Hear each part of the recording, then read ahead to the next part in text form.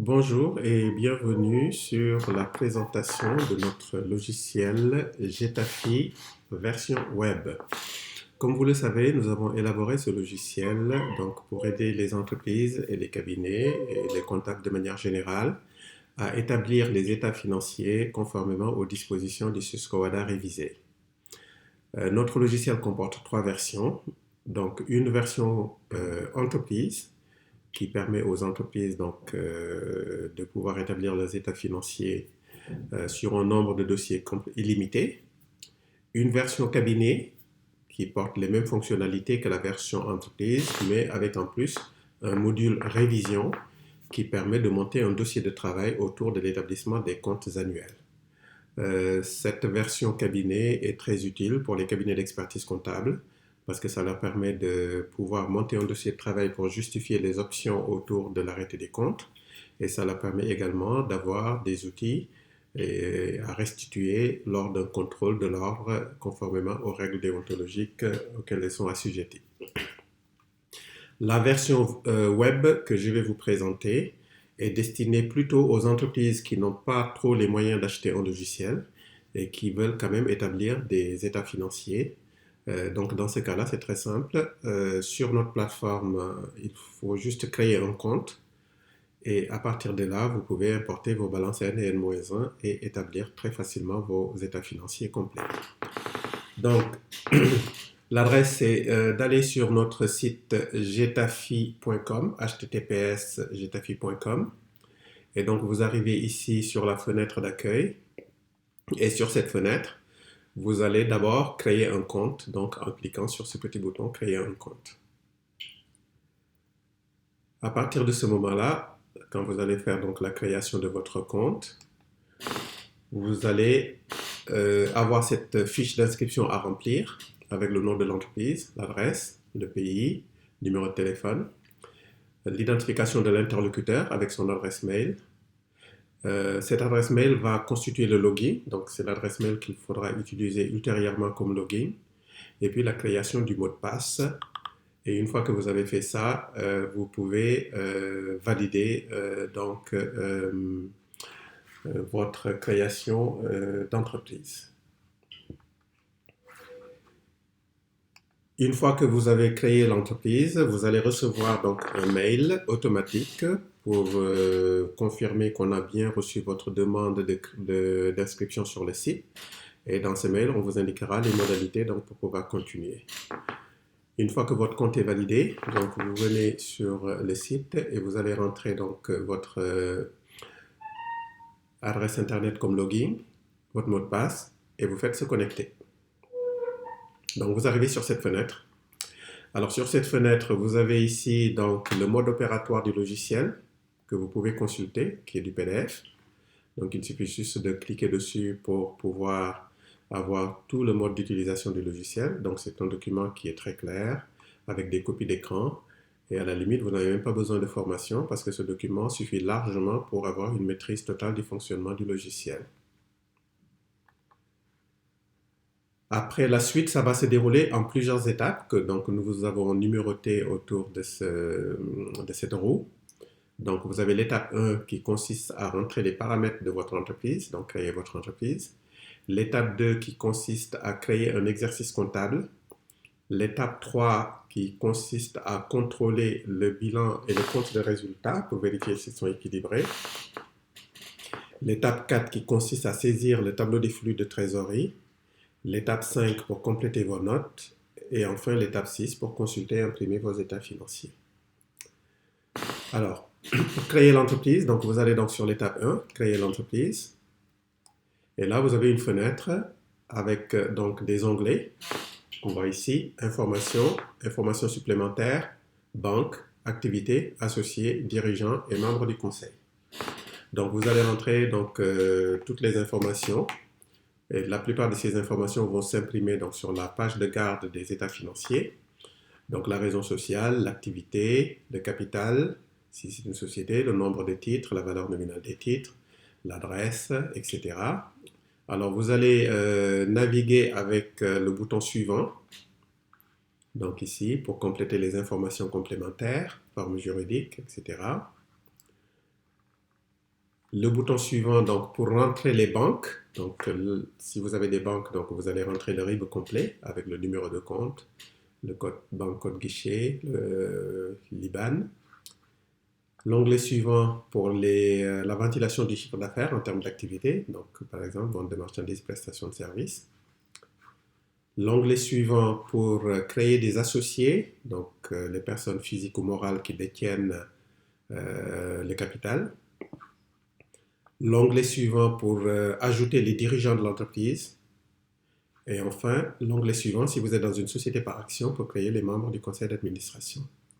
Et une fois que vous avez rempli tout ça, vous faites simplement terminer pour revenir sur la fenêtre d'accueil. Deuxième étape, c'est de créer son exercice comptable. Alors là, j'ai déjà créé un exercice, donc je vais l'annuler pour pouvoir en recréer. Donc je vais supprimer. Voilà. Donc l'onglet suivant, pour créer un exercice comptable, vous allez ici donc créer un exercice comptable. Alors donc en fait, ça consiste simplement à récupérer les balances de clôture de l'exercice N et de l'exercice N-1. Donc, pour la balance N, donc ici, vous avez deux coches balance N-1. Donc, vous identifiez votre exercice, donc exercice 2019, par exemple.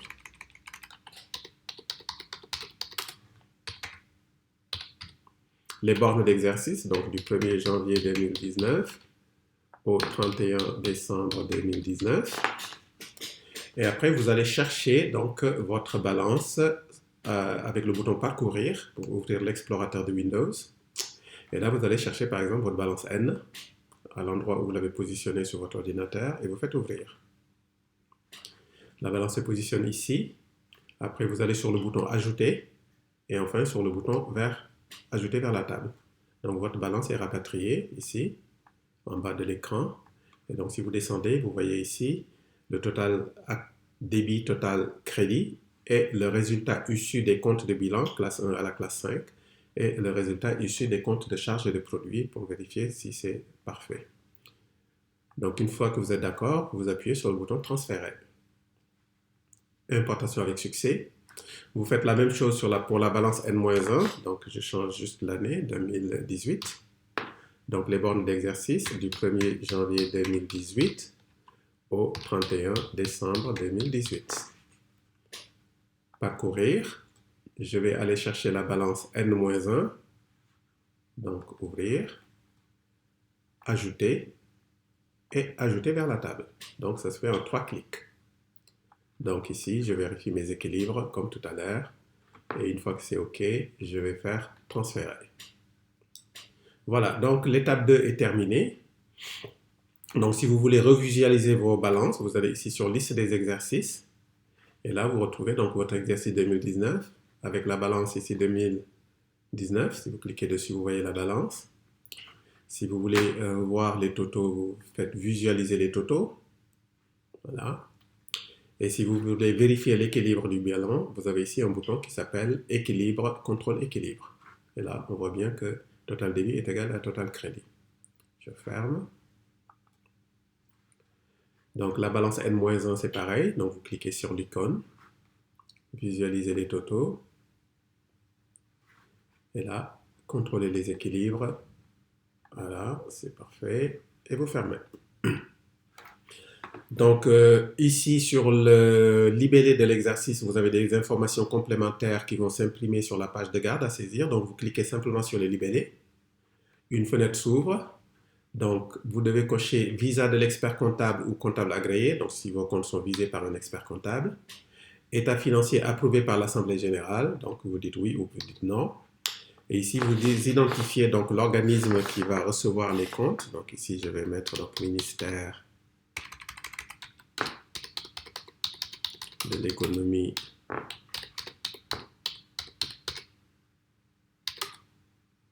et des finances, Direction générale des impôts,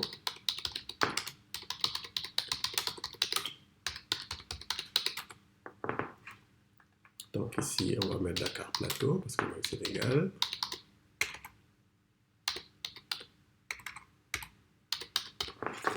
Le nombre d'exemplaires, donc on va dire qu'on va en produire 4. et le nombre de pages, donc une soixantaine de pages. Et là, je fais valider. Voilà. Et après, je ferme cette fenêtre. Je reviens donc à la page d'accueil. Donc, j'ai effectué l'étape 1 qui constituait à saisir les informations de l'entreprise. L'étape 2 pour importer mes balances. Maintenant, l'étape 3, c'est de contrôler l'équilibre de mon bilan et de mon compte de résultat. Donc, contrôle bilan, compte de résultat. Et là, je vois que total bilan actif est égal à total bilan passif sur N et sur N-1.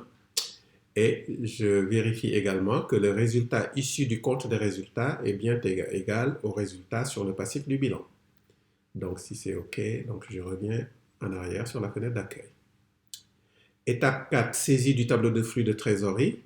Voilà, donc je clique dessus. Alors, le logiciel va automatiquement vous remplir le tableau de trésorerie pour l'année N. Et pour l'année N-1, comme vous avez déjà établi un tableau de flux de trésorerie, si vous en avez, si vous avez un exercice N-1, vous venez simplement saisir donc, les chiffres sans les totaux, les zones de totalisation, parce que c'est le logiciel qui va le faire tout seul.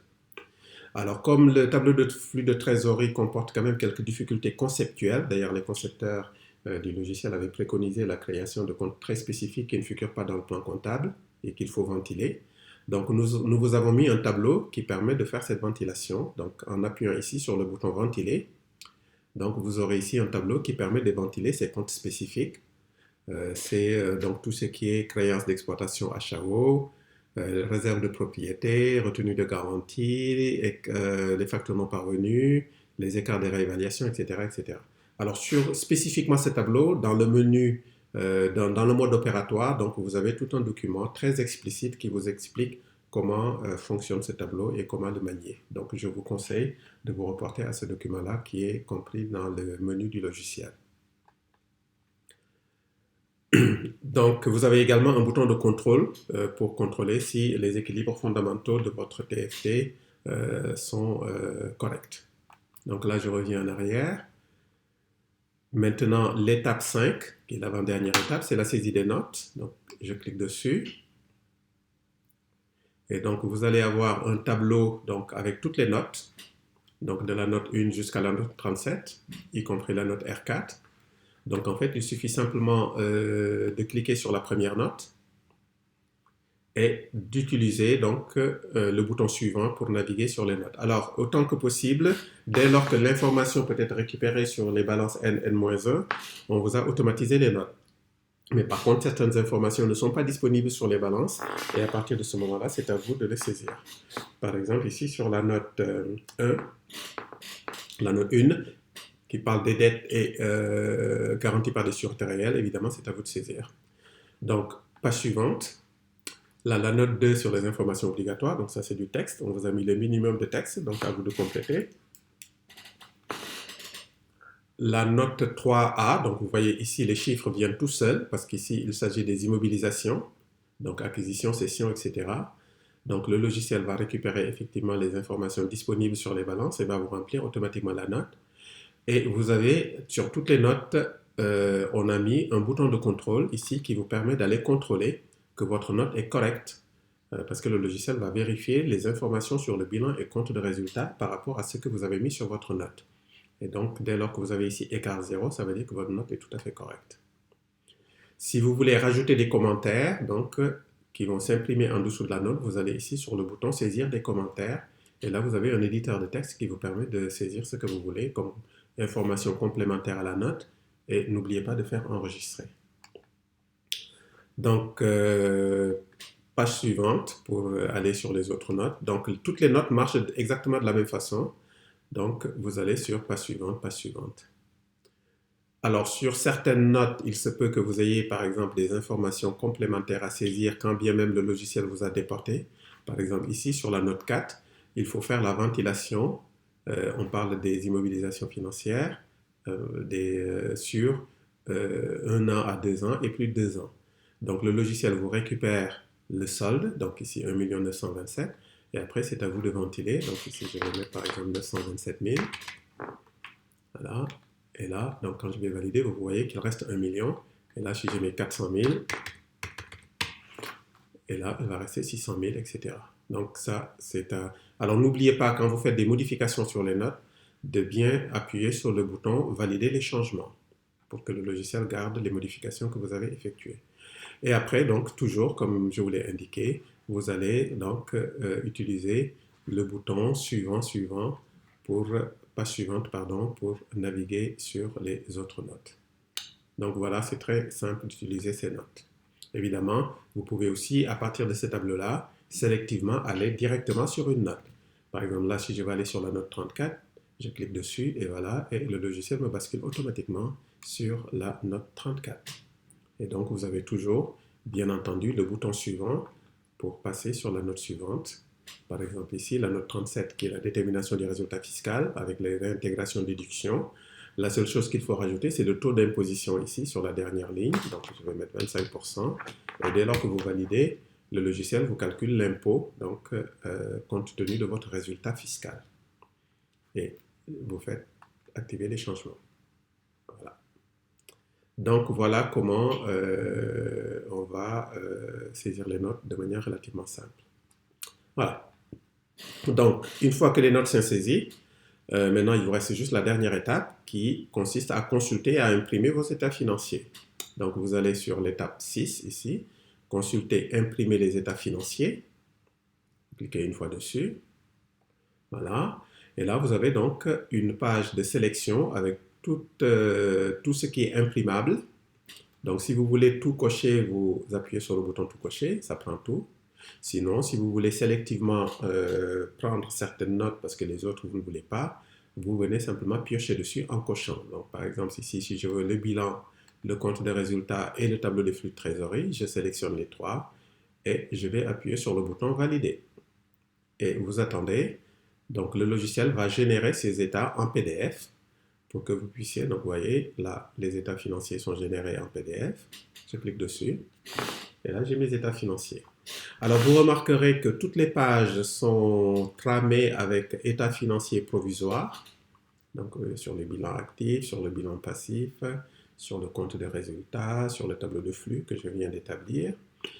Pourquoi? Parce que simplement, tant que vous n'avez pas verrouillé votre exercice, c'est une sécurité pour que, tant que vous êtes à l'état provisoire, vous pouvez revenir en arrière, modifier vos balances, supprimer votre balance, en remettre autant de fois que vous voulez, jusqu'à ce que vous soyez sûr que vous avez fini vos états financiers. Une fois que vous avez fini vos états financiers, si vous voulez maintenant imprimer les états sans cette trame qu'on a vue, état provisoire, il faut verrouiller votre exercice. Donc ici au milieu, vous avez un bouton qui s'appelle verrouiller votre exercice. Mais attention, cette action est irréversible. Donc quand vous appuyez dessus, donc on vous dit veuillez verrouiller cet exercice pour imprimer vos états définitifs, ça veut dire sans la trame état provisoire. Mais attention, le verrouillage de l'exercice est irréversible. Vous ne pouvez ni supprimer ni modifier la balance après avoir verrouillé votre exercice. Donc, je vous conseille de ne verrouiller votre exercice que quand vous êtes sûr d'avoir bien vérifié tous vos états financiers, l'ensemble de vos notes, votre tableau de flux de trésorerie et que tout est correct et qu'il ne reste plus qu'à imprimer pour envoyer donc aux impôts, aux divers interlocuteurs à qui vous devez adresser vos états financiers. Voilà. Donc ici, on vous a également mis un bouton pour consulter le plan comptable, mais c'est exactement le plan comptable officiel tel que ça figure dans le dépliant officiel du plan comptable Susquehanna révisé. Donc voilà les fonctionnalités de notre logiciel Getafe Web. Vous voyez que c'est un logiciel qui est relativement intuitif, très facile à utiliser. Vous êtes en présence d'un véritable logiciel, donc il ne s'agit pas comme ce qu'on rencontre le plus souvent sur le marché de tableaux Excel, mais plutôt d'un logiciel, ce qui nous a permis de mettre des points de contrôle pour verrouiller de manière très sûre justement l'établissement des états financiers. Ce logiciel a été élaboré par un expert comptable qui a quand même pas mal d'années d'expérience et qui connaît parfaitement donc toutes les contraintes qui pèsent sur l'établissement des états financiers et toutes les sécurités qu'il faut introduire pour pouvoir sortir des états financiers qui sont corrects et qui ne posent pas de soucis, notamment quand vous l'avez envoyé aux impôts ou à des interlocuteurs qui vont se rendre compte qu'il y a peut-être des incohérences.